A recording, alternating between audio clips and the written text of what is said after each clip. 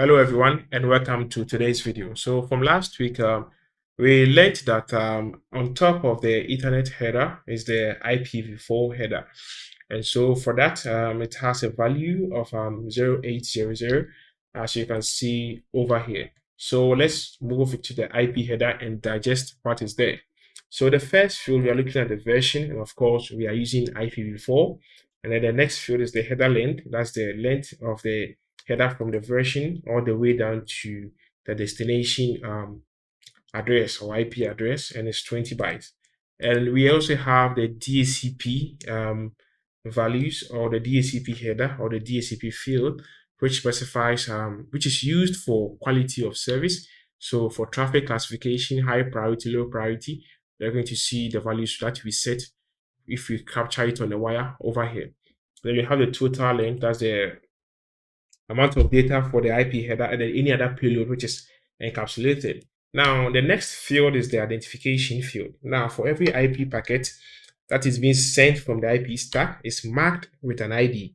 Now, most OS will increment it and use to track IP packets from end to end. But one thing that you should notice is that when packets are being sent over NATed, or when packets are being NATed or being sent through proxies, these IDs should be overwritten to the end device which is sending those packets. But then if it's happening within a local segment, you're not going to experience these IP identification fields which is being overwritten. We'll come back to that and see how Wireshark or the IP packets are being marked with an ID.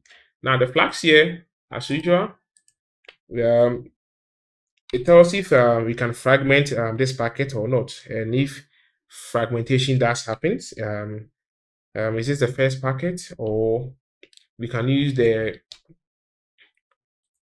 dot fragment set, which is set to 1. When it's set to 1, it means that no, you don't have to fragment these packets. And for that, you have to send the packet as it's being sent. Okay, so now we have the fragment offset, and the fragment offset is to re-establish or reassemble the packet at the other end, who or the device which will be receiving the fragmented packet. And we also have the time to leave field, and as usual, the number of hops to your destination, and this will decrement over every hops that the packet goes over. And then this one started at 64, and time to leave either starts from 64, 128 or 255, depending on the OS operating system that we're running. And then we have the protocol field. The protocol field specifies what protocol is in the IP header. Now for this we have TCP, and I have another capture over here which will show us for OSPF. So I look at this. I want to show you the difference. So as you can see, the protocol is 89, which is OSPF, which is an IGP. And then here we have TCP. So the next header above this capture or this traffic from the IP is the OSPF, because this capture is for OSPF traffic.